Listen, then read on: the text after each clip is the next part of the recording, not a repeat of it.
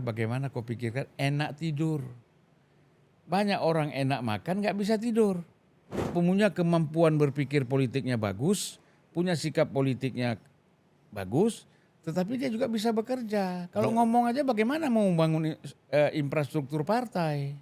Ya buat salah. Jadi partai-partai yang tersandera kita bilang, oh ini disandera Jokowi. Belum tentu, mereka menyandera dirinya sendiri. Bang, nyaris tidak mungkin membuat partai yang tidak tersandra oleh kepentingan kekuasaan hari ini. Ya kecuali kalau kita menemukan figur.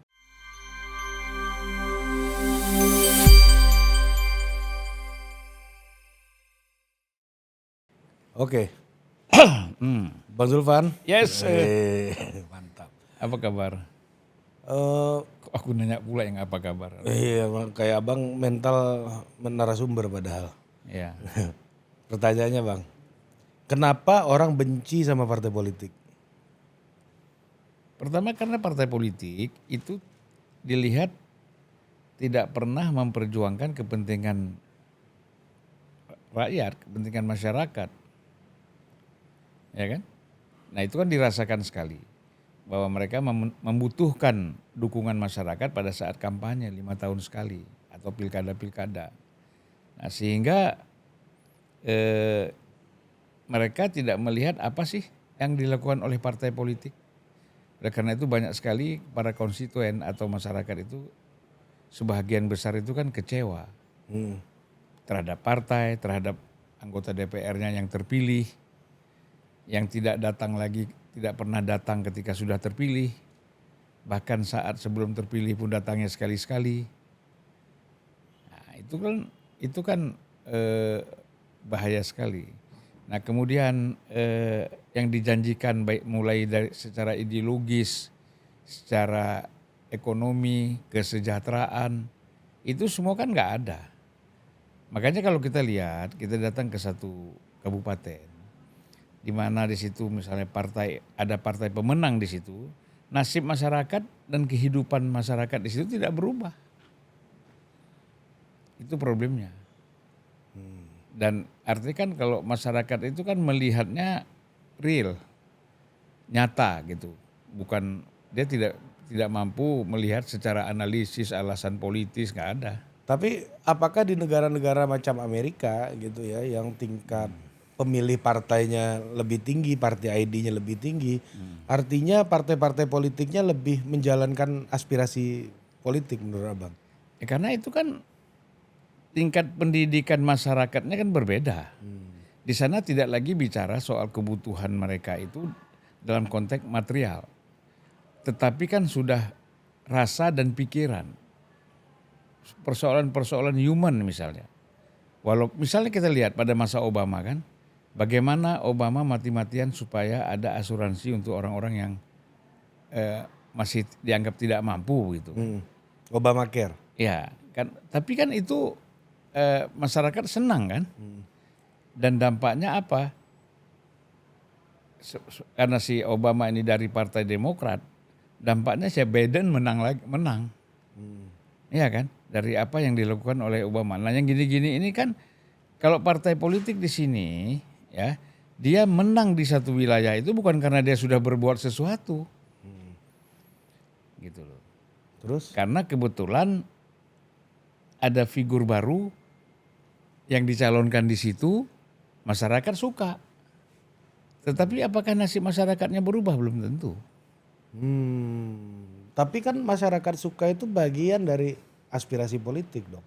Loh ya, tapi kan setelah itu apa? Ini kan masyarakat punya harapan.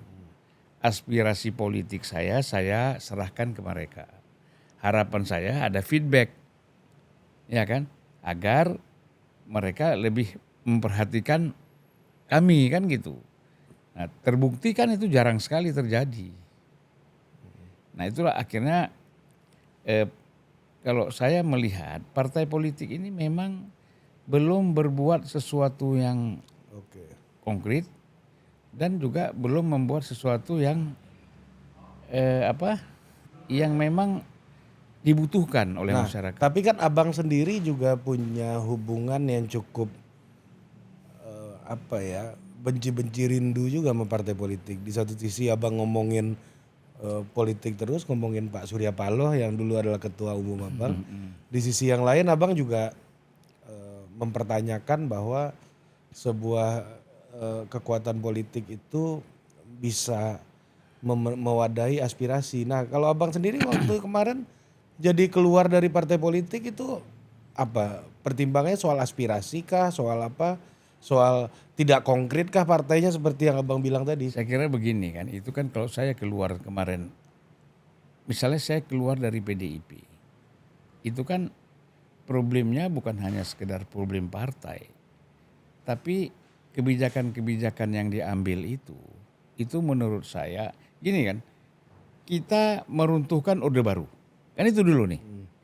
Setelah kita meruntuhkan Orde Baru, maka kita mengharapkan cara kita, perilaku kita, baik dalam berdemokrasi, dalam berpolitik, dalam berbisnis, ekonomi, itu kan harus berubah. Kalau sama juga ngapain kita mesti anti Orde Baru? Orde Baru dijadikan sebagai isu politik. Dagangan lah. Nah, dagangan. Ini yang menurut saya tidak benar. Makanya saya bilang ya nggak usah lah saya ada di sini. Toh sama aja. Apa yang membuat abang berpikir sama aja? Ya misalnya jual Indosat, aset-aset yang kita yang bagus seperti BCA, kemudian aset-aset kita yang bagus itu kita jual semua. Misalnya kan. Karena kan saya di DPR itu melakukan satu studi banding ke Malaysia dan ke Thailand misalnya, termasuk ke Singapura. Mereka juga kan mengalami krisis. Ketika kita ketemu dengan semacam BPPN di Malaysia dan BPPN di Thailand misalnya, dia bilang yang kami jual, kami barang-barang bagus kami tidak akan kami jual. Barang-barang bagus kami simpan, nanti akan kami kelola sendiri. Gitu. Yang kami jual ini yang kira-kira ya kita anggap tulang masih ada dagingnya dikit-dikit lah. Nah kita kan yang kita jual ini kan daging semua. Ya BCA misalnya, walaupun itu yang beli adalah swasta Indonesia, tetapi kan harusnya dimiliki oleh negara kan luar biasa. BCA itu menurut saya kan dahsyat sekali sekarang.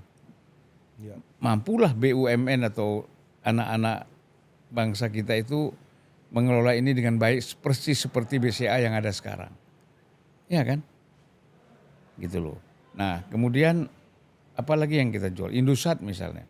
Kita jual hanya dengan harga kalau nggak salah 3 triliun. Sekarang berapa puluh atau ratus triliun harganya itu. Iya kan?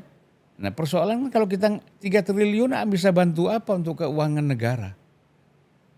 Jadi argumen mengatakan misalnya waktu itu andai Bu Mega tidak menjual itu maka tidak bisa buat bayar gaji ASN, tidak bisa buat bayar membangun infrastruktur dan lain-lain untuk menyelamatkan keuangan negara itu menurut abang keliru? Ya kan keliru, berapa sih persentasenya dibandingkan dengan APBN kita? Iya kan? Itu kan alasan-alasan yang dibuat menjustifikasi bahwa apa yang dilakukan itu polisi itu benar gitu. Gitu loh. Ya enggak. Saya mau tanya 3 triliun bisa bantu apa? Mungkin untuk satu perusahaan besar. Ya kan? Apalagi untuk Hari sama Julfan sangat besar. Tetapi kan untuk negara kecil itu. Dan memangnya kita membutuhkan. Gitu loh. Nah, jadi banyak hal ya. Polisi-polisi itulah yang membuat saya nggak usah lah ada di sini kalau begitu. Itu alasan saya yang paling pokok itu gitu loh. Ya kan? Begitu juga misalnya di Nasdem. Ya kan orang harus ada kebebasan untuk mengemukakan pendapat, opini dan pikiran gitu loh. Ketika saya mengatakan Anies itu antitesis Jokowi misalnya, itu kan bukan statement yang kita bikin mendadak. Itu kan dari hasil renungan yang secara serius kita melihat kenapa sih ada istilah pembaruan. Kalau mereka nggak mikir, pokoknya beda aja nih. Di sana keberlanjutan ini perubahan. Kalau kita kan mikir, iya kan? Apa yang kita pikirkan bahwa mengapa lahir tagline perubahan? Dalam pikiran saya, memang Satu, ini ingin memperbaiki, melakukan perubahan-perubahan, langkah-langkah ke depan yang berbeda dengan Jokowi. Makanya saya katakan ini adalah antitesis. Anies itu antitesis Jokowi. Tapi kan mereka karena nggak mengerti apa yang dimaksud dengan antitesis, iya kan? Kemudian ini menjadi kacau, gitu loh.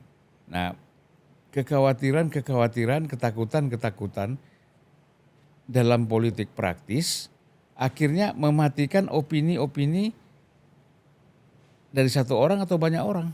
Nah, opini itu kan bagian dari demokrasi. Dia adalah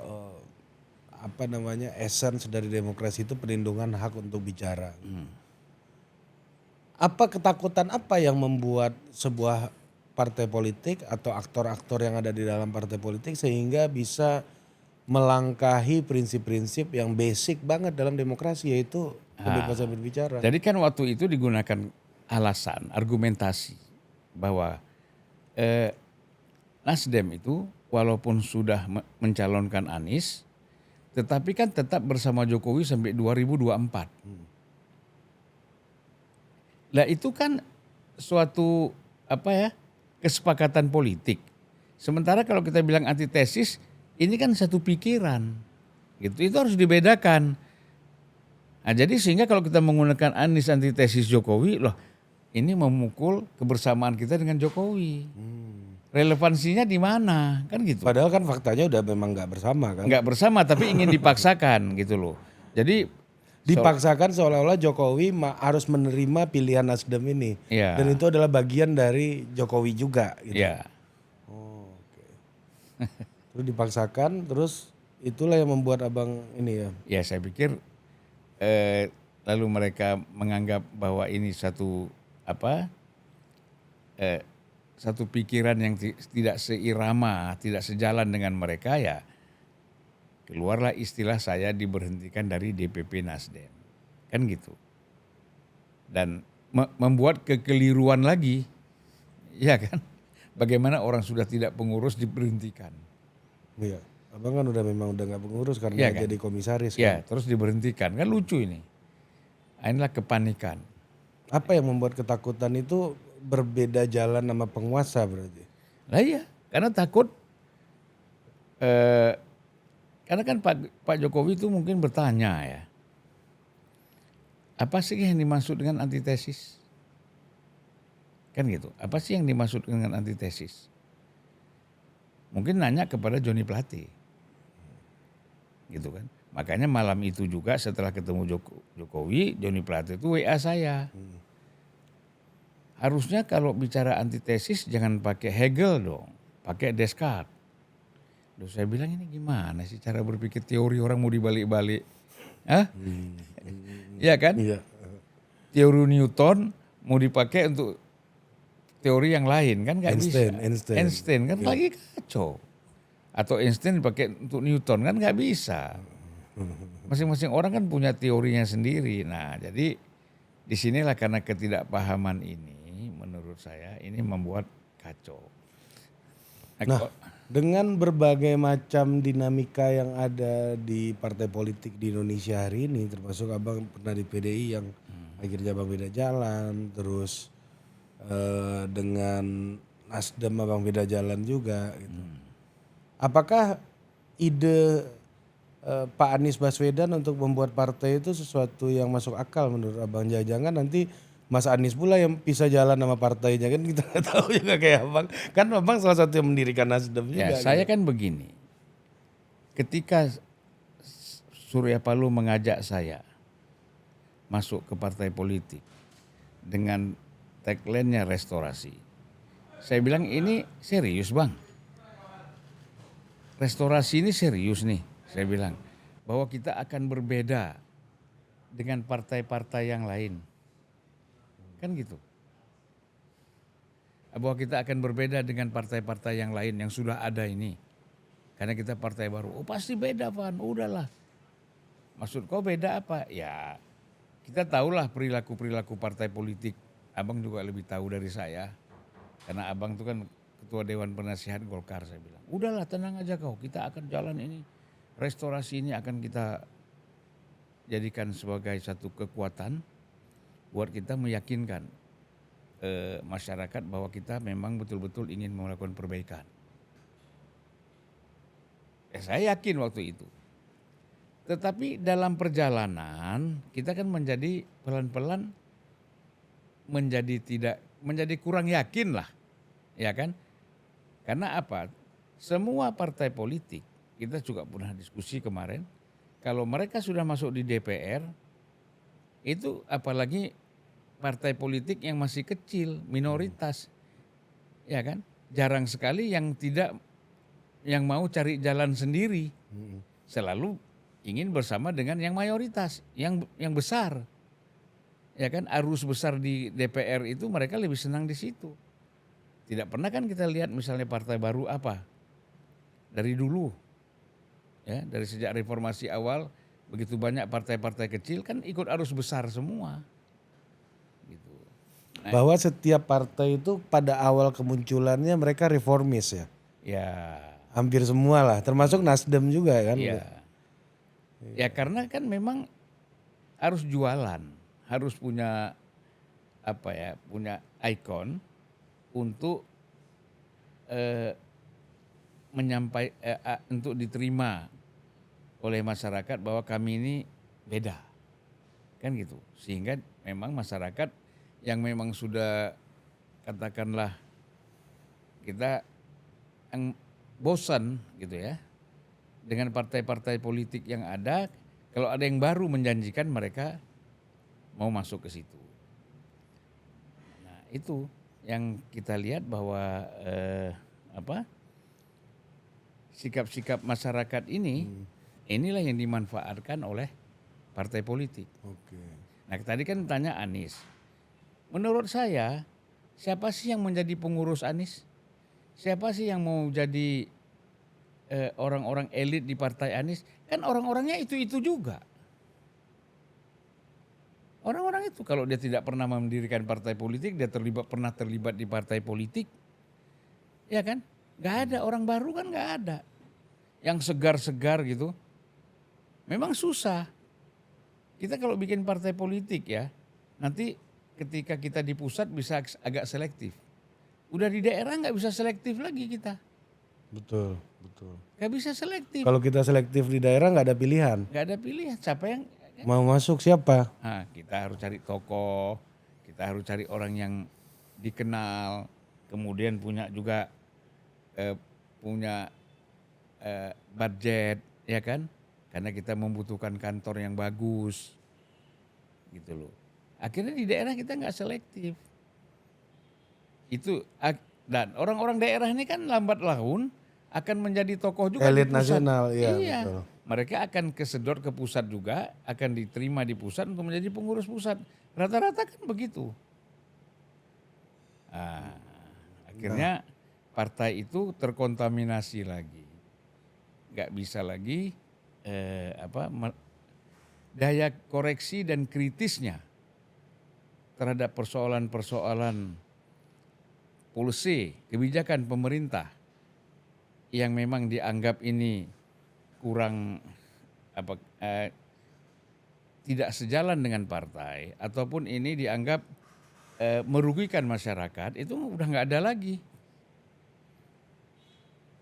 Ya makanya kan Nasdem dalam perjalanan misalnya ya, ini kita bicara Nasdem partai baru yang sukses kan gitu. Dalam perjalanannya kan dia ikut apa 100% kata Pak Jokowi.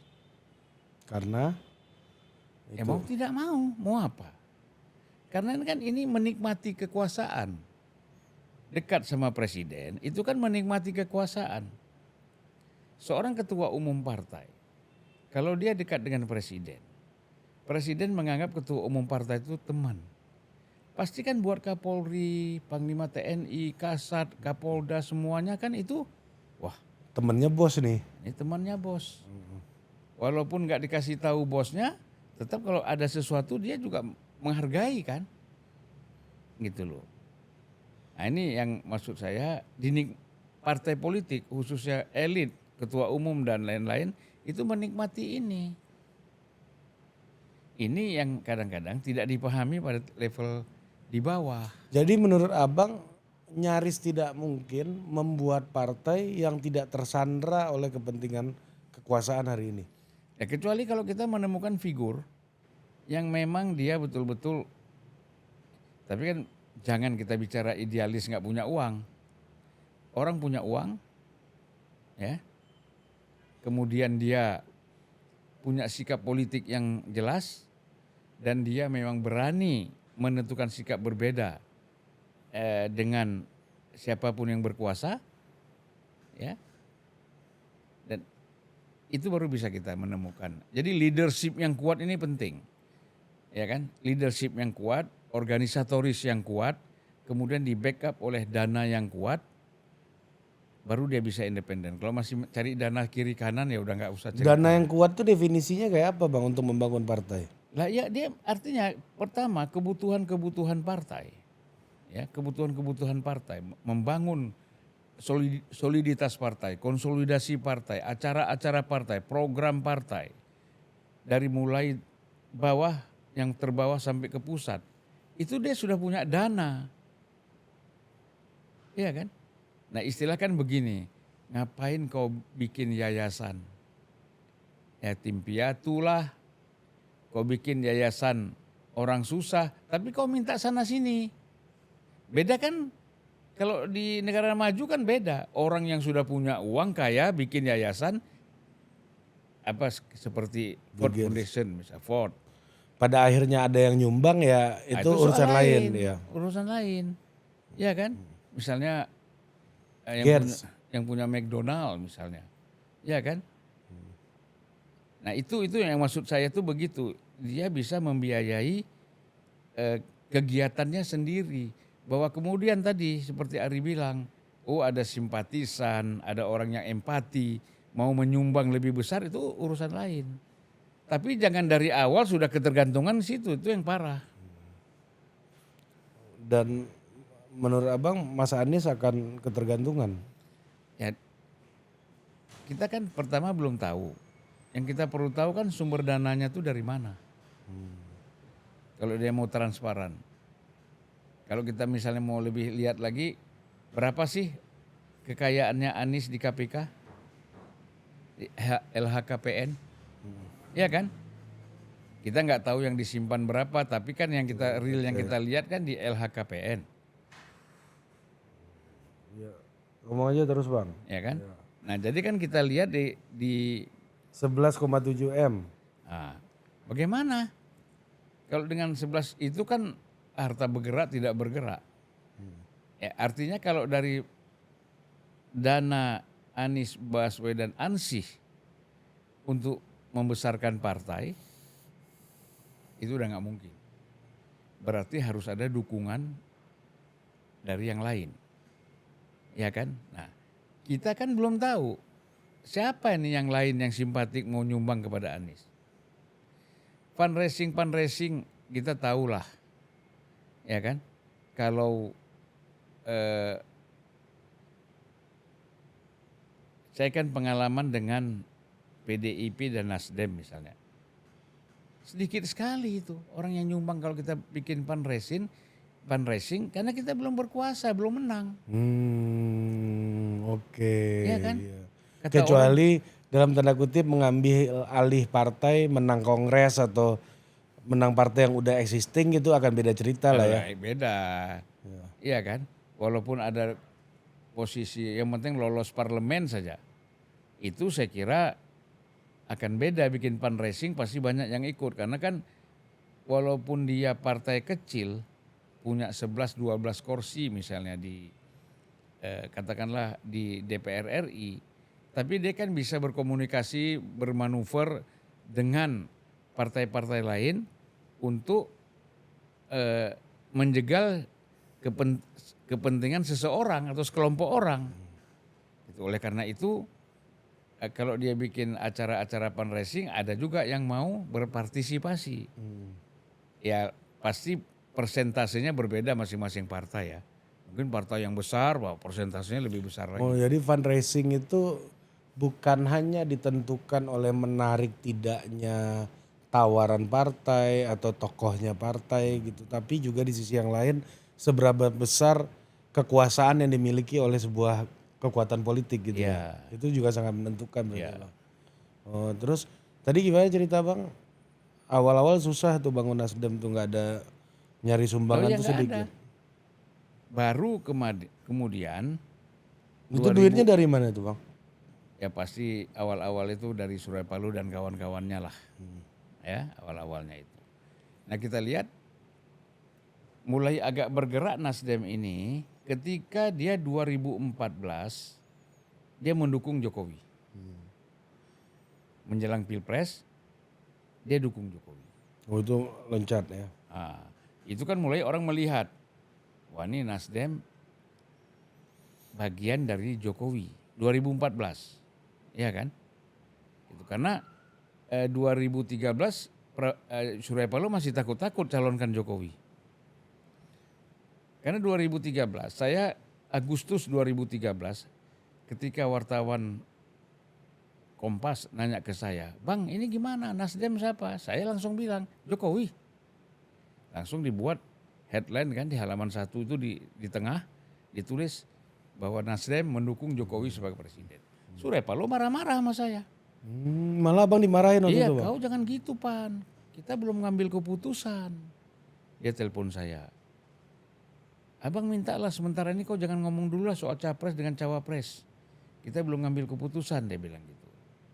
Ya artinya kan waktu itu Agustus 2013 Nasdem belum menentukan arah. Kenapa nggak menentukan arah waktu itu Bang? Ya mungkin lagi mikir-mikir, jangan-jangan Prabowo menang, jangan-jangan ini kan masih mikir-mikir. Memang Sini menimbang. waktu itu ada itu pertimbangan-pertimbangan eh, antara Prabowo dan Jokowi gitu loh. Nah terus abang ditegur sama Pak Surya waktu itu.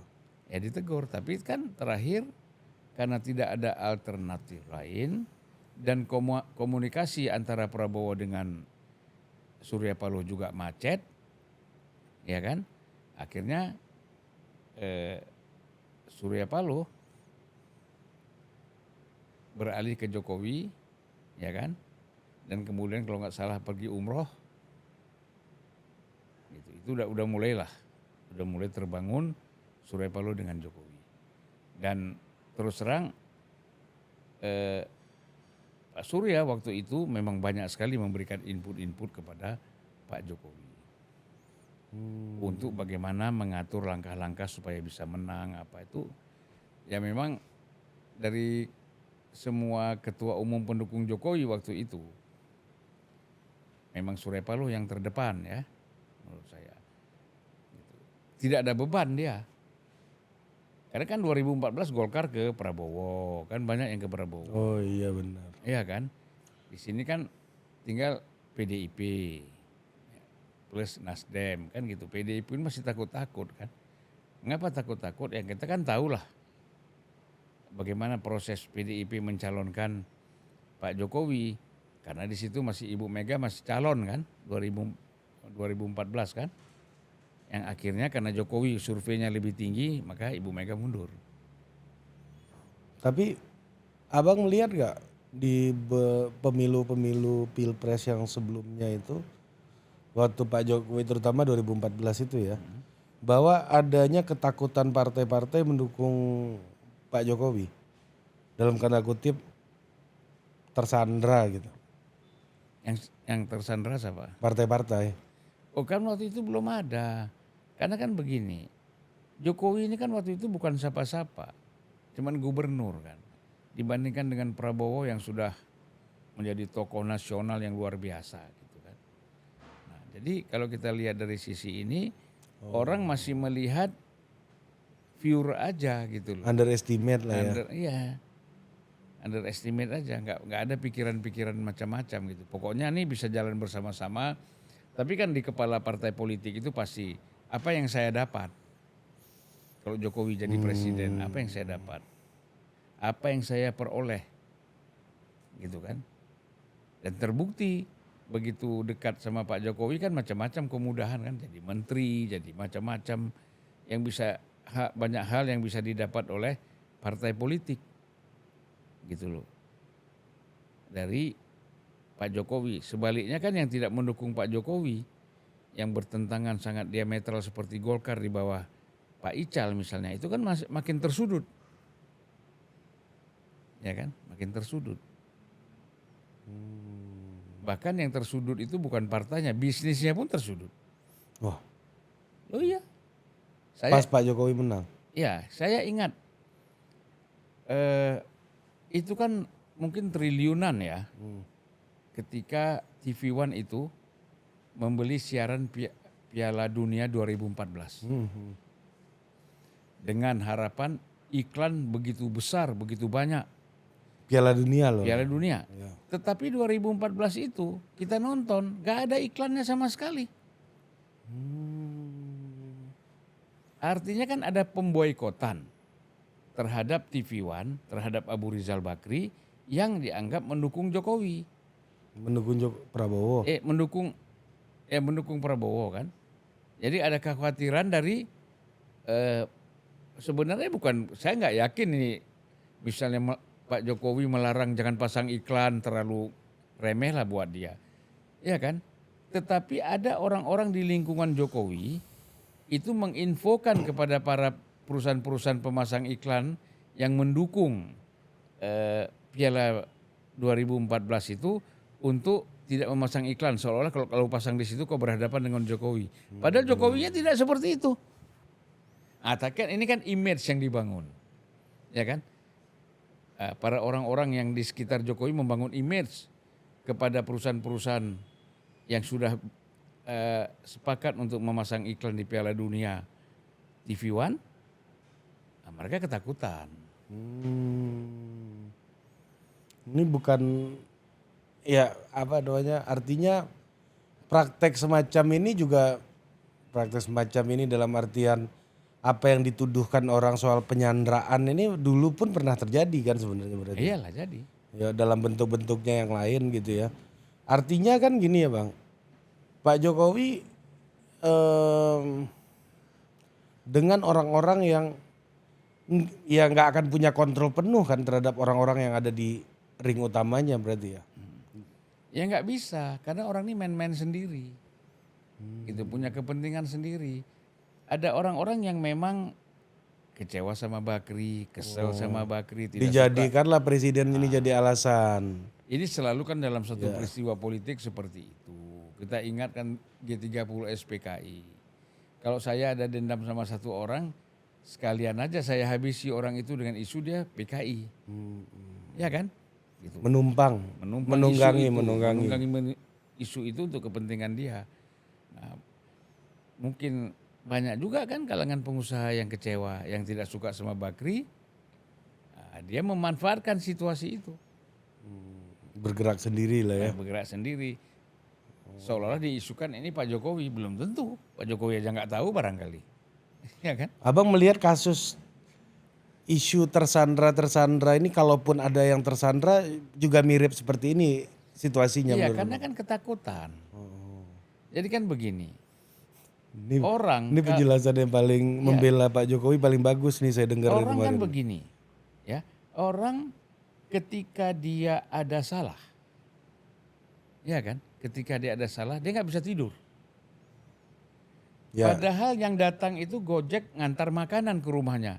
Dia pikir ini pasti petugas mau ngambil dia. Iya kan? Kan begitu. Makanya orang bilang, kita ini jangan enak makan. Kau harus bicara bagaimana kau pikirkan enak tidur. Banyak orang enak makan gak bisa tidur. Nah, kalau kita kan milihnya makan enak, tidur enak ya kan. Nah, itu pilihan kita. Jangan sampai itu berseberangan ya, dipertentangkan gitu loh. Tapi banyak orang memang makannya enak, tidurnya nggak bisa, susah tidur dia. Ya karena apa? Itulah tadi. Buat salah. Ya buat salah. Jadi partai-partai yang tersandera kita bilang, oh ini disandera Jokowi, belum tentu. Mereka menyandera dirinya sendiri, ketakutan sendiri. Jadi ini kalau saya ambil langkah ini, wah nanti jangan-jangan saya jadi masalah nih. Kalau saya ambil langkah ini saya nanti akan dihukum. Jadi alam pikiran mereka itu sudah disandera oleh perbuatannya sendiri. Jadi apa namanya, bukan mengancam-ancam nih kalau nggak gua buka nih, kalau nggak gua buka kasus. Nggak perlu itu, nggak perlu. Orang kan secara psikologis, Ini inilah Pak ya. Ari, seorang presiden itu penasehatnya kan macam-macam. Mulai dari penasehat politik, penasehat ekonomi, keuangan, sosial Hukum. dan lain-lain, hukum. Orang lupa, presiden juga punya penasehat psikologi. Ya kan? Menghadapi siapapun secara psikologis apa yang dilakukan.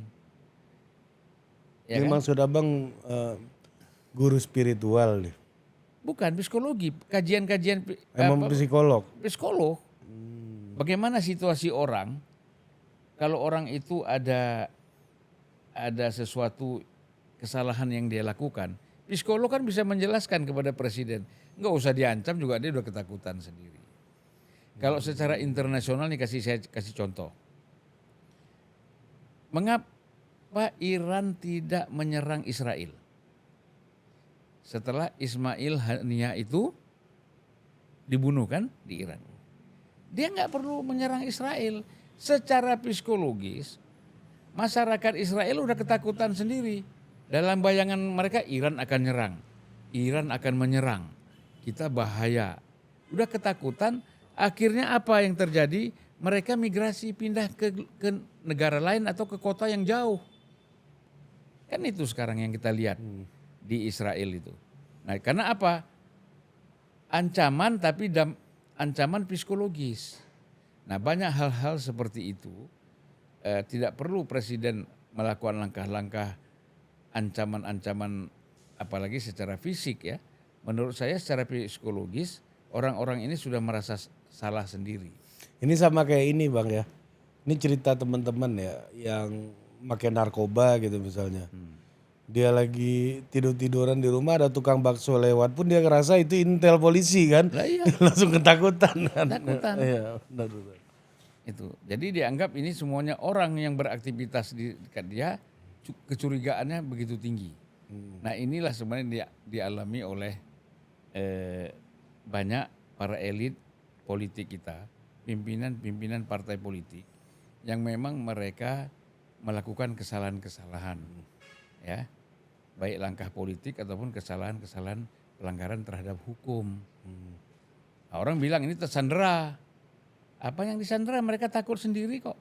Misal gini, aduh kita gimana ya kalau kita calonkan Anies, kan sudah ada image yang masuk dalam pikiran mereka.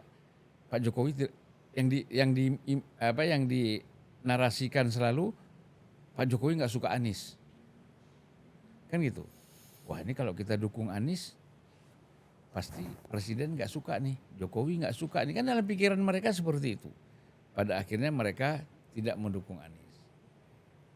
Ya, walaupun ada yang nekat kan, seperti Nasdem itu kan nekat namanya. Kalau PKS ya memang oposisi. Nekat tuh berarti ini enggak di bawah ketakutan. Lo memaksa diri. Dia maksa diri gitu loh. Untuk melawan ketakutannya. Dia maksa diri pada akhirnya kejebak sendiri kan. Gak realistik. Kejebak sendiri maksudnya? Loh, akhirnya kan dia punya jarak dengan Pak Jokowi kan. Oh iya benar. Artinya gini kan, orang berbuat satu kesalahan.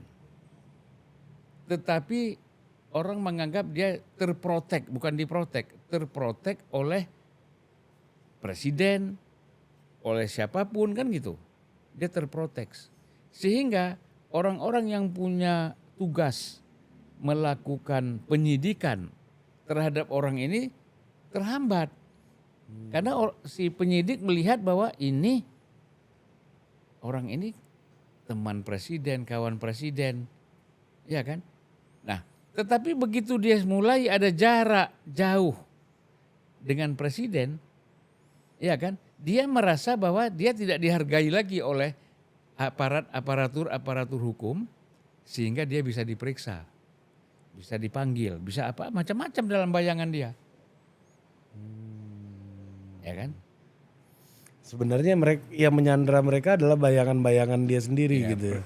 Kelakuan mereka memang ada, Ya. kemudian kelakuan itu, perilaku itu menjadi bayangan yang ketakutan sendiri. Inilah problemnya. Ya, terus artinya kan kalau mau bikin partai tidak tersandra ya partainya ya nggak usah bikin salah kan gitu aja kan sebenarnya Iya. Bang, Pimpinannya. pimpinannya.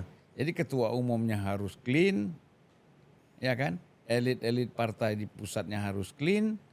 Kemudian otomatis itu menjadi contoh untuk para elit struktur di bawahnya. Gitu. Tapi clean dong orang kayak Mas Anies gitu ya yang nggak kena kasus hukum belum lah. Walaupun dikait-kaitkan dengan Formula E waktu itu, tapi buktinya Mas Anies masih baik-baik aja sampai hari ini. Ya makanya kita lihat nanti kan nggak bisa dia sendiri membangun partai ini. Dia harus mengajak orang-orang yang tepat, orang yang bagus, orang yang punya pengalaman, ya kan?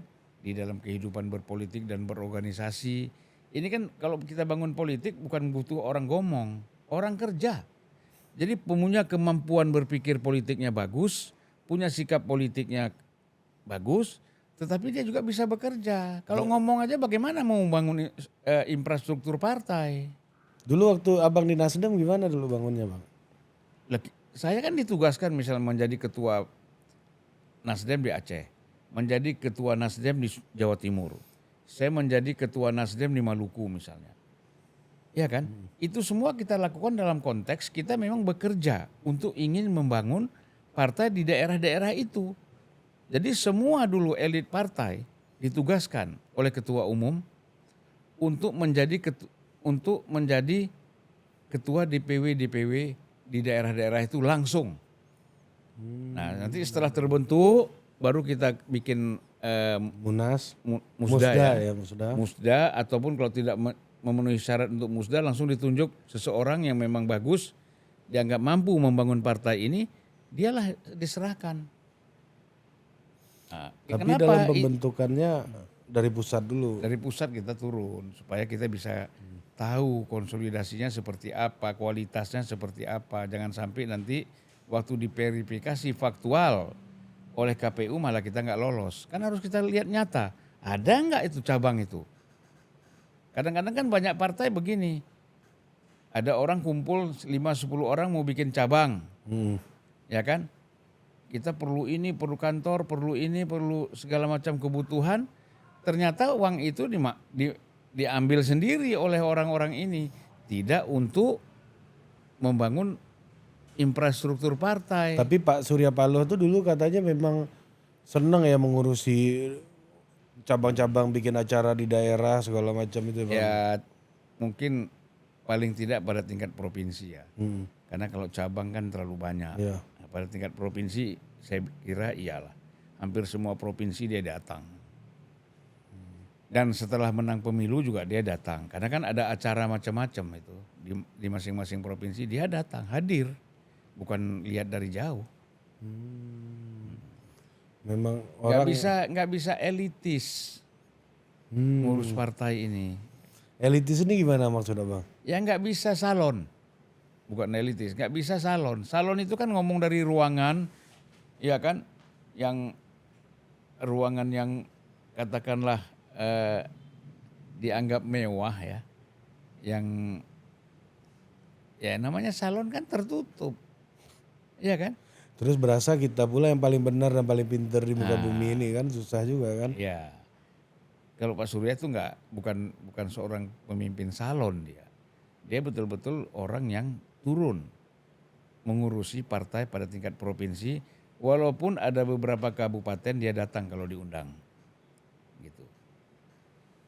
Itu kalau kita. Tapi provinsi dia pasti datang tuh Bang. Datang, mulai dari. Aku dengar beliau kalau di Jakarta juga ngantornya 9 to 5 ya Bang ya, office hour ya? Ya, benar. Kadang-kadang dia bisa sampai jam 12 malam. Dia memang senang nih ngurus organisasi. Ya. Jadi kadang-kadang kita sudah selesai di kantor, jam 7 malam, itu diajak lagi sama dia. Nah, kita makan di sana, ngobrol partai lagi, ngobrol politik lagi. Pindah-pindah begitu aja terus. Bisa satu malam itu 3 tempat. Pindah-pindah? Pindah-pindah. Kuat ya beliau ya. Ya. Nah Bang, ini kan dua tipe leader yang berbeda nih antara Pak Surya gitu dengan Mas Anies. Minimal perbedaannya adalah Pak Surya nggak punya elektabilitas yang bagus, ya nggak punya angka yang tinggi, bahkan kayak apalagi kayak Pak Jokowi ya mungkin le- jauh lebih kecil elektabilitas dia daripada suara partainya gitu. Nah Mas Anies udah punya elektabilitas yang tinggi gitu, tapi kita nggak tahu kalau dia bangun partai apakah ini bisa dikonversi gitu. Jadi apa yang membedakan dua jenis leadership ini menurut Abang dalam membangun sebuah partai politik? Karena apakah model kayak Mas Anies ini akan menjadi model yang relevan nggak untuk membangun partai dan apa kekuatan Bang Surya ini yang nggak dimiliki oleh Mas Anies? Bang Surya itu sebelum mendirikan Partai Nasdem dia kan sudah menjadi figur politik Golkar, tokoh utama Golkar. Walaupun nggak pernah jadi pejabat publik, Loh iya, iya. ya kan? Ya, oke. Dia pernah jadi ketua Dewan Penasihat Golkar. Dulu itu jabatannya Soeharto. Ya. Sehingga Prabowo mengatakan saya pernah jadi anak buah Pak Surya. Iya kan? Saya Mas hampir Brewok. saya dalam 2 tahun selama Bang Surya itu menjadi ketua Dewan Penasihat, hampir setiap rapat saya diajak oleh Bang Surya. 2 tahun. 2 tahun. Ngapain aja tuh Bang rapat tuh? Ya ngobrol-ngobrol politik aja. Tapi kadang-kadang saya nggak enak kan. Dewan Penasihat yang lain ya kecuali Pak Siswono kenal. Ini waktu Golkar ya? Ya Prabowo kenal kan. Tapi kan banyak yang nggak kenal kita juga. Siapa ini orang kok ada di ruang rapat kan gitu. Selama 2 tahun. Nah kemudian dia itu di Sumatera Utara juga sudah mimpin kan KAPI. Ya sudah aktif. FKPPI ya? Iya, enggak, KAPI Oh dulu. sebelum. Kemudian masuk ke Jakarta, dia memimpin FKPPI. Ya kan? Kemudian dia pernah AMPG, Ketua Umum Angkatan Muda Partai Golkar misalnya. Banyak sekali pengalaman organisasi Surya Paloh. Anies ini kan kalau kita bicara pengalaman organisasi kan nggak ada. Organisasi pergerakan ya yang berkaitan dengan politik. Itu kan nggak ada. HMI? Ya HMI kan anggota biasa. Iya kan? Anggota biasa. Lain dengan banyak tokoh-tokoh politik yang lain lah. Ya. Nah, dia aktivis biasa. Gitu. Bukannya ketua senat mahasiswa dia Mas Anies? Ya kan ada jutaan orang jadi ketua senat mahasiswa itu. Nggak menjadi itu kan nggak menjadi ukuran gitu loh. Ngurus berapa orang. Iya kan? Nah terus apa yang membedakannya untuk membangun sebuah partai? Nah itu dari pengalaman latar belakang organisasi politik Anies nggak punya, Bang Surya punya. Ya kemudian Bang Surya ini dilihat orang memang ada sesuatu yang dia bangun itu sukses. Apa misalnya? Metro, TV. media. Bukan hanya Metro kan? Media Dia Group. bangun media dulu prioritas. Dia bangun media Indonesia. Dia bangun jaringan Oke. media di seluruh Indonesia ini, ya kan? Dengan link up-nya dia gitu loh, ya kan? Networknya dia, kan gitu pada masa itu. Kemudian dia bikin TV, yang orang tidak berpikir TV berita, dia bikin TV berita tahun 2000 itu, ya kan? Dia ngomong sama saya tuh, tahun 2000 ketemu saya waktu dia ulang tahun di Hotel Mulia. Dia bilang, kau duduk dekat saya, Pan. Saya Agung Gumelar, dia ketika ngomong. Kau lihat aja nanti, Pan. Apa Bang? Kita bikin TV berita sekarang masih diremehkan sama orang. Kan gak ada iklan, gak ada apa itu. Ya kan? Kau lihat, nanti kau lihat. Banyak orang yang contoh kita. Benar. Akhirnya orang semua bikin TV berita kan. Ada banyak ya. Udah banyak. Gitu. Itulah Bang Surya. Dia pelopor dalam media. Pionir. Pionir dia itu. Misalnya orang dulu takut-takut bikin media berwarna. Prioritas dia bikin berwarna. Ya kan? Orang bilang apa ini? Kok surat kabar berwarna? Jadi ejekan. Akhirnya lama-lama Kompas, Sinar Harapan semuanya ikut bikin media berwarna. Iya kan? Nah menurut saya dia bisa membaca tren ke depan. Itu Surya Paloh. Gitu loh. Nah Anies ini nggak punya. Jadi apa ya? Dan Surya Paloh itu bisa menyedot berbagai tokoh yang levelnya di atas dia, ya kan? Sebagai pengusaha besar misalnya Yandar Madi, nggak kan kaliber kan? Siswono Yudo Husodo, kaliber Golkar, ya. Bahkan waktu itu Sultan mau ikut, cuman Sultan ketakutan. Karena kalau Sultan keluar dari, itu kan dulu Sultan kalau dia keluar dari Golkar, maka Golkar mengancam karena Golkar pemenang, maka pemilih gubernur Golkar, gubernur Jogja itu tidak lagi atas dasar kesultanan, tetapi harus dipilih oleh DPRD. Nah Sultan nggak mau, makanya dia tetap di Golkar tidak masuk Nasdem. Oh gitu. Iya. Tadinya udah mau tuh. Udah mau tapi Karena daya tariknya Pak Surya Paloh. Gitu. iya. Banyak sekali. Nah kita kan nanti melihat siapa sih yang bisa disedot oleh Anies Oke. untuk masuk di dalam partai dia. Siapa tokohnya? Kan dari situ bisa dilihat. Figur-figurnya tuh siapa? Din Samsudin juga dulu mau kan. Oke. Pak Syafi'i Ma'arif juga dulu walaupun tidak masuk tapi dia membantu. Baik itu tokoh-tokoh yang kritis pada pemerintah maupun yang kolaboratornya pemerintah, dua-duanya bisa didekati sama Bang Surya ya. Karena kan posisi dia tuh orang media. Iya benar. Itu nih ini yang Anies nggak punya. Iya. Ya kan? Apa dia punya kekuatan itu Bang Surya itu. Makanya buat dia lebih mudah di dalam membesarkan partai ini. Gitu ya. Karena itu Mas Anies kayaknya yang bisa dideketin Mas Anies ya aktivis gitu ya. Ya, aktivis. Serupa lah semuanya. Ada satu dua kayak Tom Lembong yang pengusaha dan lain-lain, tapi kan itu nggak banyak ya Bang ya. Ya. Kalau Mas Anies kan lebih homogen gitu komunitinya. Orang seperti Tom Lembong itu kan dibutuhkan pada saat nyapres, situasi tertentu. Jadi posisinya kan lebih pada penasehat, ya kan, bukan pada pergerakannya. Padahal partai ini kan paling penting itu orang-orang punya pengalaman pergerakan, karena kan dia akan punya basis sumber daya manusia di kantong-kantong daerah yang dia pernah bangun. Gitu loh. Itulah yang membedakannya. Ya beda jauh sekali lah, jauh lah. Menurut saya ini kan kadang-kadang orang berani bikin partai karena ada putusan MK, thresholdnya diturunkan. dari Nah, tapi kita lihat nanti apakah DPR setuju diturunkan. Ya harus diturunkan Bang karena inkonstitusional. Tapi turunnya berapa kita nggak tahu gitu. Kan terbukti banyak ketika 3% banyak juga partai yang nggak lolos. Ya kan kalau dibilang 3% ya ini juga yang lolos kan. Tambah 2 aja paling. Siapa?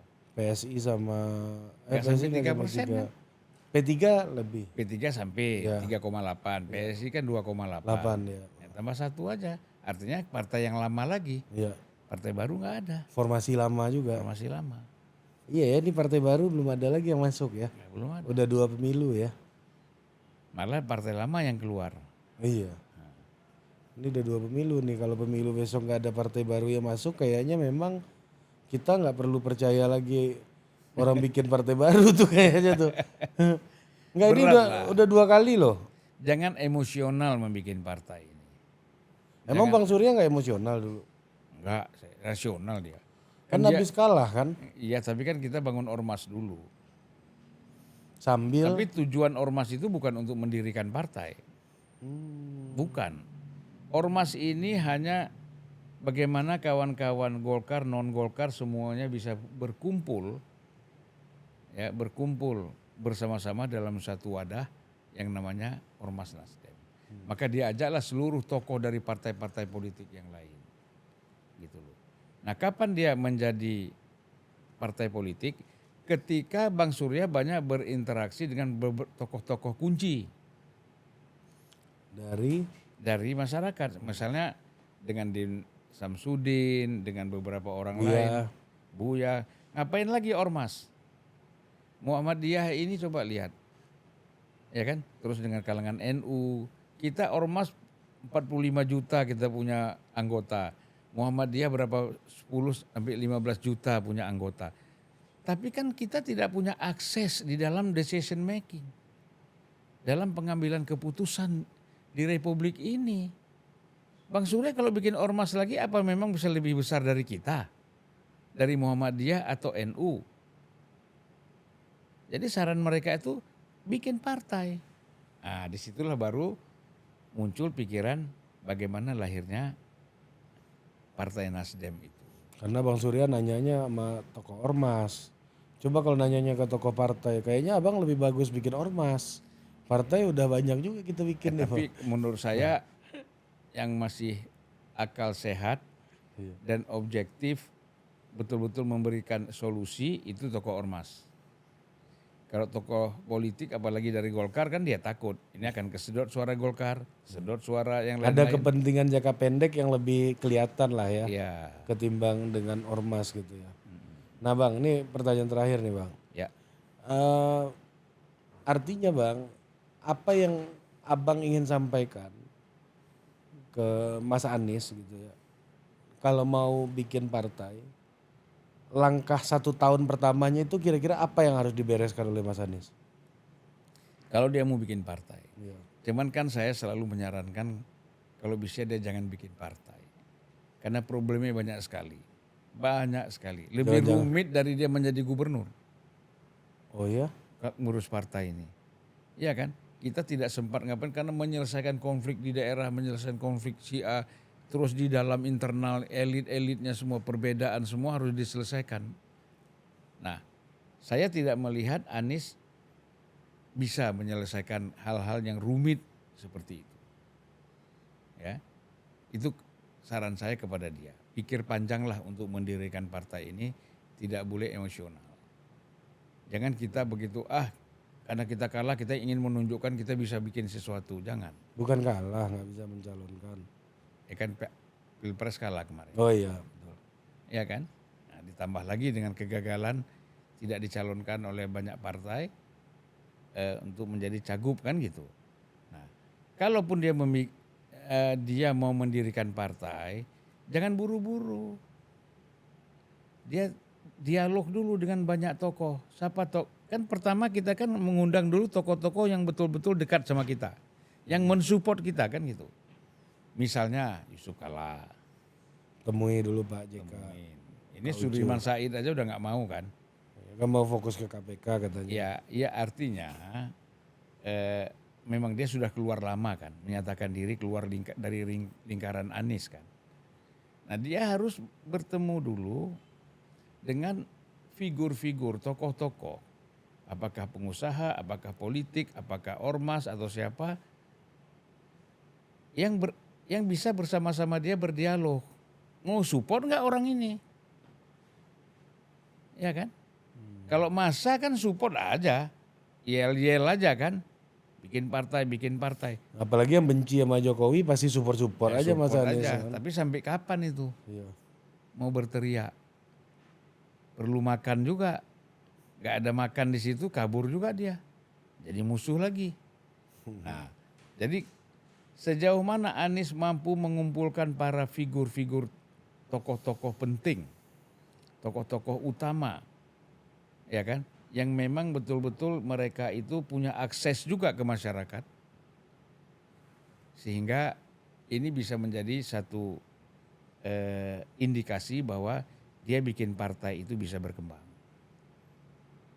Itu kalau menurut saya. Ini yang membedakan menurut saya ya, apa yang dimiliki oleh Pak Jokowi dan Mas Anies gitu ya.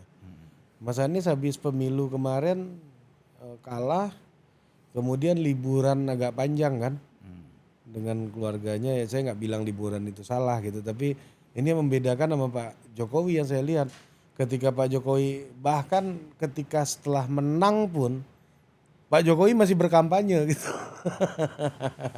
Yang begini, Bahkan setelah menang pun dan di akhir jabatannya sekarang pun Pak Jokowi ini masih berkampanye terus gitu. ya, Nggak ada stop tuh. ya Gitu. karena memang dia tidak mau melupakan perjuangan dan apa respect dari masyarakat itu kepada dia. Dia ingin terus itu dia bangun itu komunikasi.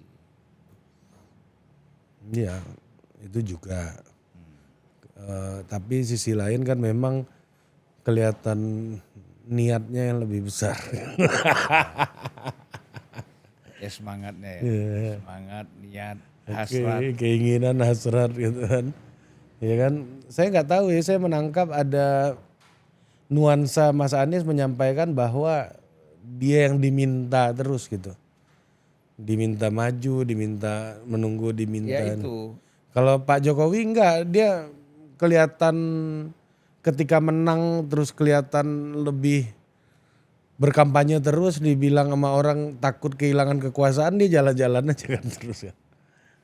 ya itu kan apa ya bisa disebut hobi juga. Hobi ya, Ya betul. kan hobi. Anies nggak punya hobi itu. Pak Jokowi ini kan orang kampung, ya kan. Dia hanya bisa melakukan apa yang umumnya dilakukan oleh orang kampung. Bermasyarakat, berkomunikasi. Dia kan nggak ada pikirannya bagaimana saya ke Italia, saya seperti Ari ke Azerbaijan misalnya kan gitu kan, ke Turki mau Albania. nikmatin itu nggak ada. Dia orang kampung. Jadi dia hidupnya ya sekitar sederhana sekali pikirannya. Ya kan lain kalau kita lihat Syah Marcos begitu jatuh itu ke Amerika larinya, ya kan? Ya, Gitu. Soeharto kan enggak, ya di Jalan Cendana itu aja duduk dia. Nah, inilah tipe orang Jawa itu memang begitu, yang aslinya begitu ya. oke, ini menarik Bang diskusinya. Oke, sampai jumpa lagi di Authority berikutnya.